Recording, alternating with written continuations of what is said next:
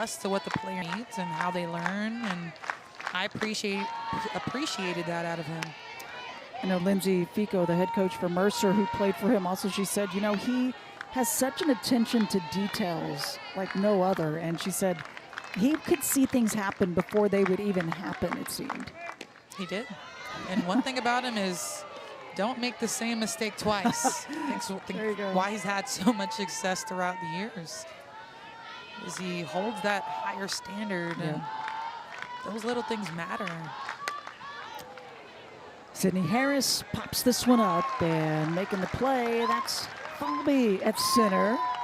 With a little extra something out there as well. Okay. Love it. Wearing sunflowers on a Friday. Yeah. You'll typically see the Gators wear their sunflowers on Saturday to raise awareness for pediatric cancer. I love it. Bringing them early in this one to kick off the regional. Hannah Rivers up for Mercer. Hit in her first at bat.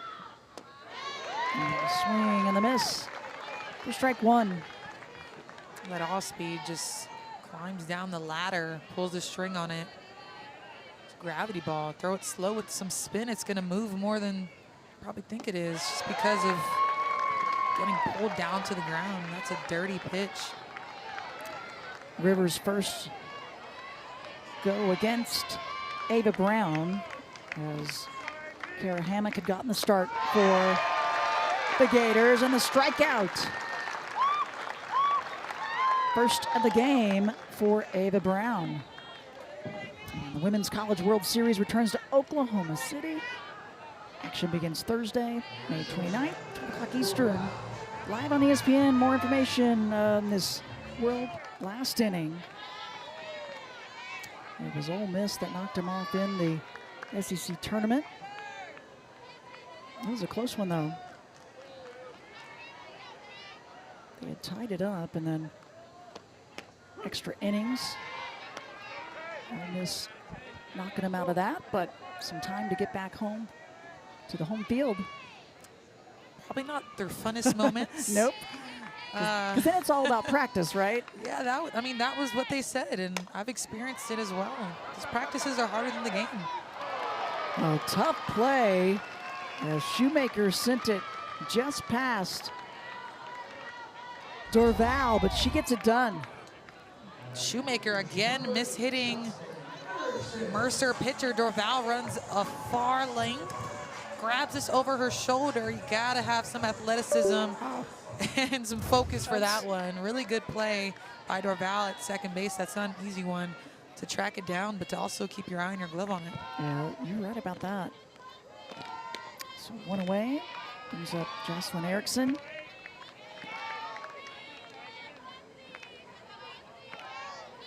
Scored at last inning, also had the single.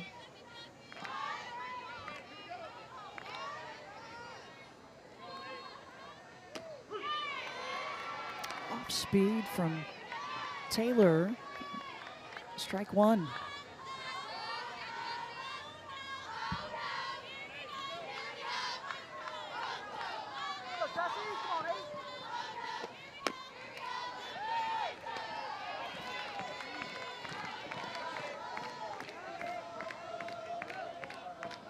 Erickson with 14 home runs this year, 52 RBIs.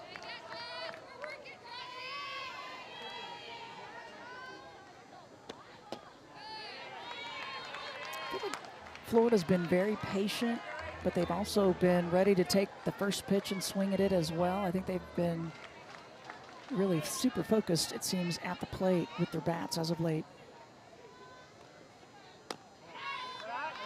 So the walk for Erickson. With one away. Going to bring up Reagan Walsh. Dugout. Erickson, an extremely patient hitter, leading the team in walks.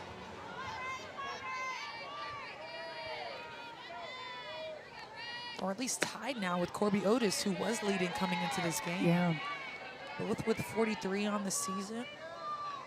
Next up, to put into perspective, is Shoemaker with 29. Right, that's a big differential.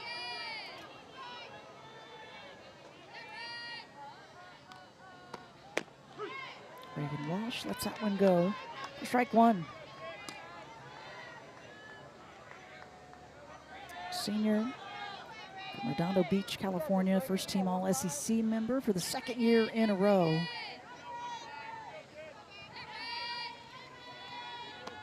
Took on first base this year. Coach Walton said she'd be my most improved player, taking on a completely different position and role.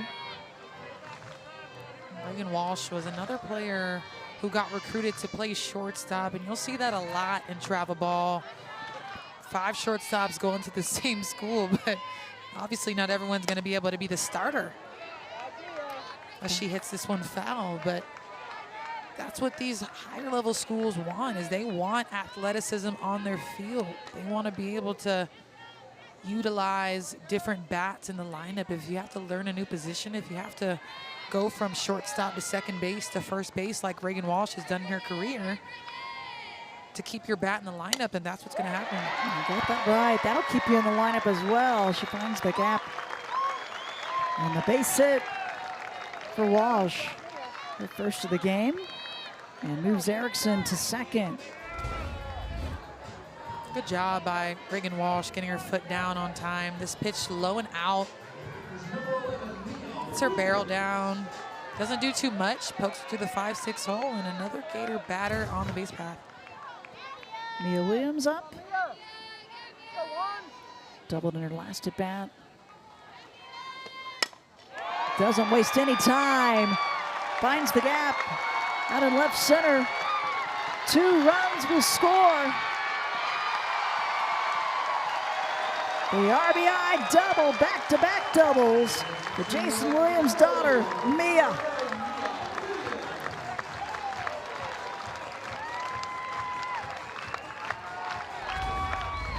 Mia is just a dog. She leads the team in slugging, extra base hits, takes this pitch and drives her hips, get her hands behind the ball. Left center field is where she takes it, giving herself some more RBIs. This Gators team is all gas, no brakes. 10th double on the season, and racking up the RBIs as well, as Mercer coaching staff going to bring it together, try to settle the team down. I just love the excitement that Coach Walton had after sending 2 Gators around a home plate. Looked back up at Mia, came back up to third base, and gave her a big smile and a big clap. It's fun to see that he still loves it so much. So much action across the nation. The Knoxville Regional, that one's in the books for the day. Ohio State and Tennessee getting the wins today, and then it'll be Miami and North Carolina facing off. They'll have to dig their way out of that one. So, changes being made. Gabby Ellis making her way to the circle for the Mercer Bears, sophomore right-handed pitcher. Most innings pitched for the Bears, 105 of them. See if she can get her team back in it.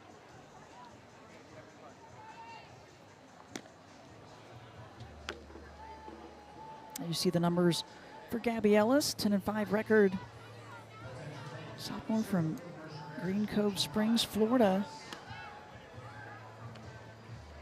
Ellis going to throw in the mid-60s. Has to command her pitches to be successful. Has a dirty changeup that we'll see today. Already doubled her innings from last year, but another Bear who's battling injury on the mound. Seems to be okay. Talk to Courtney Gettins, the pitching coach for Mercer, as we look at this huge hat. I love the big hats. I love the big hats. Gators fans are bringing it. They are. They're coming with the heat. Literally. Well, the bats have been going with just 1 out. Mia Williams on second.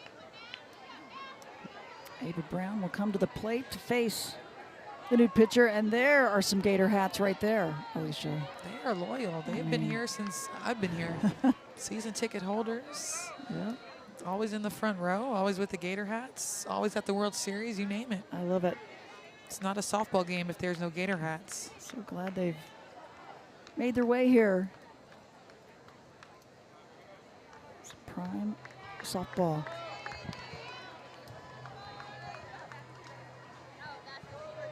So Gabby Ellis in the circle, taking over.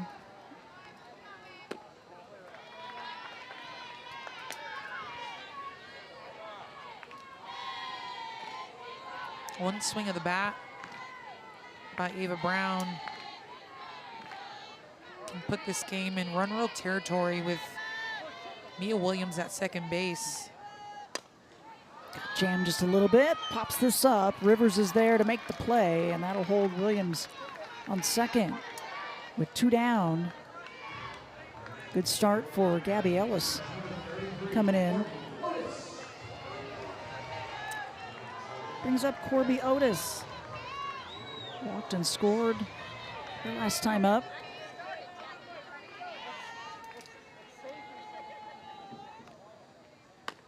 Yeah, if you're Mercer, you want to do everything you can to not allow Williams to cross the plate.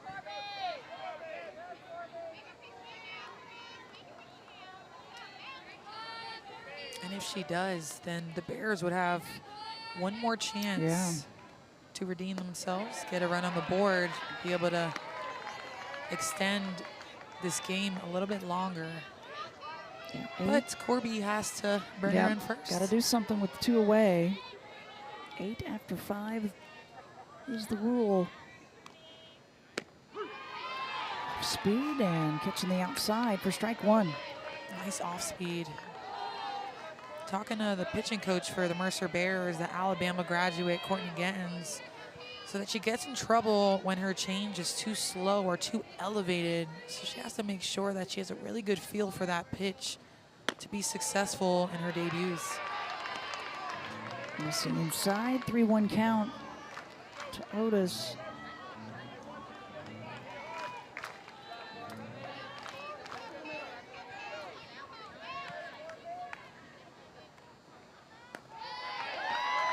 And she will take the walk.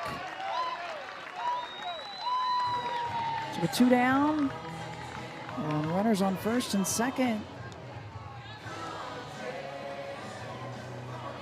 Dugout's got the routine going. Halen to the plate.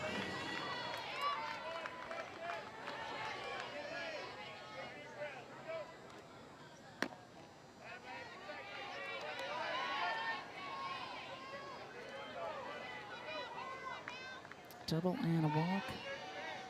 RBI really kept last inning going.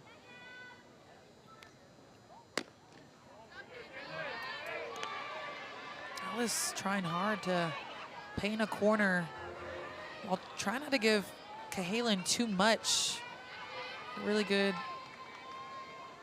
line drive ground ball to the first base side, her last at bat. But struggling to find that outer half. Just missing outside. 3-0 count for Cahalan. And Ellis brings it right across for strike 1.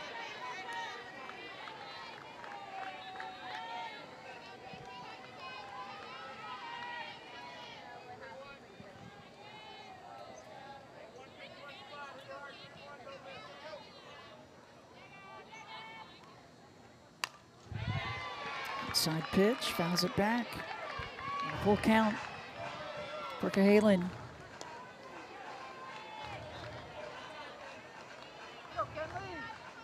Been a starter the majority of the season, just one game not getting a start.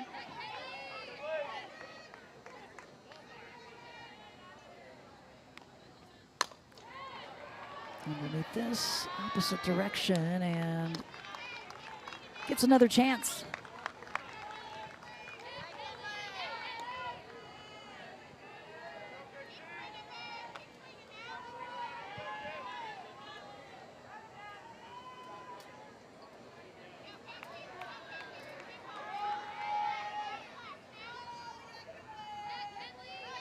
Full count with 2 away and 2 on. How's everything going? I'm feeling like a grandma at my old age of 28. Oh my goodness. Wow. Well, you need to maybe kick in an extra training session or something. Yeah, I think. no, I feel good. I feel healthy. Yeah, that's good. That's the key. That is the key. Do what you need to feel good. Drink your water, feel your body. Yeah. That's what these teams are doing here during the postseason. Laura Vigna connects, but right out there to right field, and Shoemaker makes the play. Ava Brown's been impressive. Coming in relief. Entered the circle in the top of the 3rd with bases loaded, mind you. With 2 outs, scoreless game, retired the next batter up. And then when they returned, the Gators put up a 5 spot in the 3rd.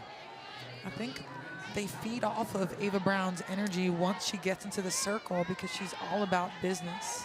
Well, she sure was. That was a tough spot, about as tough as it gets, as she jams it inside. Langford, little dribbler for out number 2. But Brown didn't give her anything on this one. No, and it's been a quick inning thus far. Langford getting jammed up a little bit. Riley Holtorf with the cannon. Really fast transition.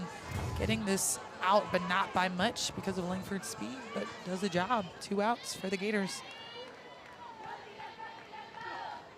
They had to wait a little bit. Our first game went into extra innings. Both teams were here waiting.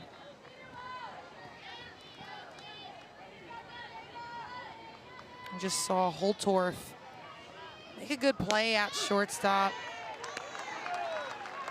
Spent some time in the dugout as a DH earlier in the season. The freshman Gabby Comia had a whole weekend at shortstop.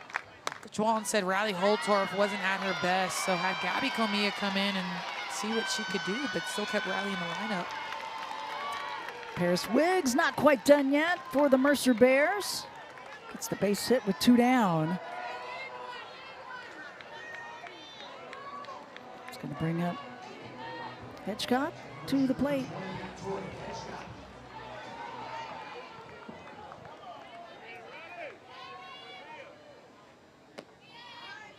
Brown just missing outside, ball 1.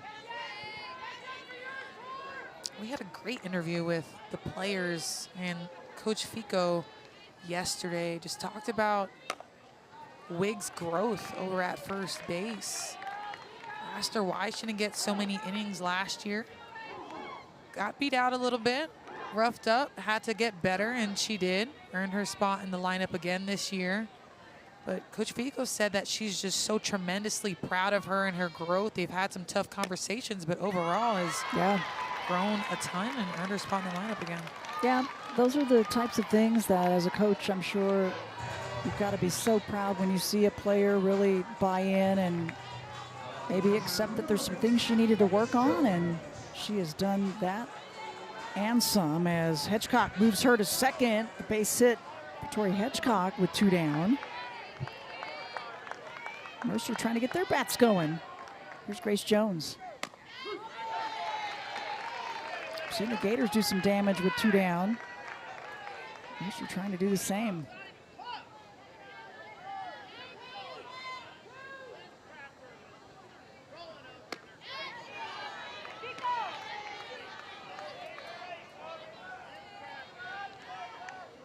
I love the fight that the Bears are having right now. Going up there, hacking early in the count. Yep. Taking their swings.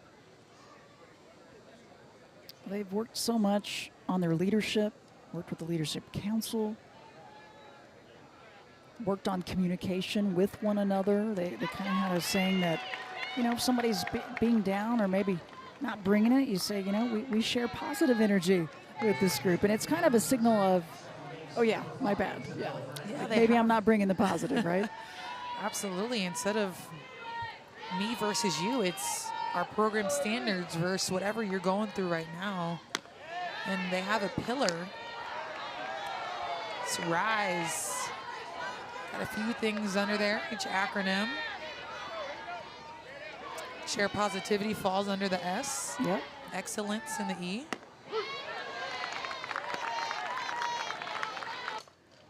Stepping in is Gabby Camilla to pinch hit for Holtorf. Freshman. You talked about her a little bit, that she got a few starts earlier in the season. One thing I've liked about Comia is every single opportunity she's gotten, she's earned some more. Hard shot, and it just gets past the glove of Dorval, so winning run on first. Taking advantage of her pinch hit opportunities. Found herself in the lineup consistently at one point. Now with another pinch hit, and pinch hitting isn't an easy thing to do. You got to come off the bench, be prepared, Yeah, get into that mental space, and be able to execute. That's half the battle. She did right away, and a great start. 21 starts on the year earlier, as we said. Now her 35th game. Back to Falby, top of the lineup, opposite direction, and it's out to left field, and Harris. Camilla moves her way to second. And Falby said, you can pinch me and come in 10 steps closer. I'll just poke it past you with some pop. She takes this pitch that's at the letters of her jersey and just completely blows it by Hedgecock at third base. Another hit on the year for Kenja Falby, the hits leader for the Florida Gators. Nobody out with 2 on. It brings up Taylor Shoemaker. 2-run home run for Shoemaker. Back in the third. It was the big inning when the Gators really opened things up.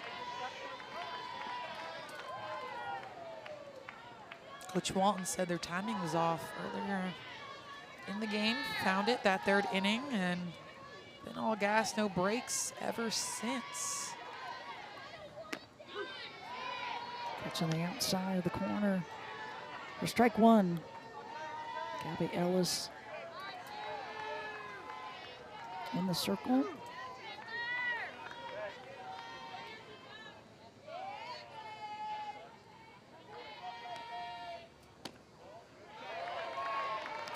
And that went off the mark. 3-1 for Shoemaker.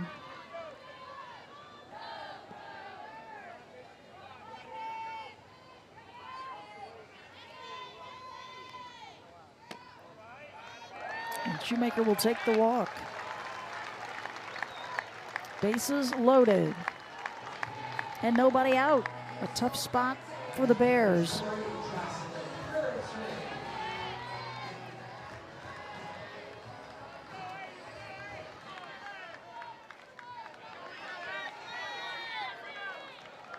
Shoemaker on first. Falby on second. And Camilla on third.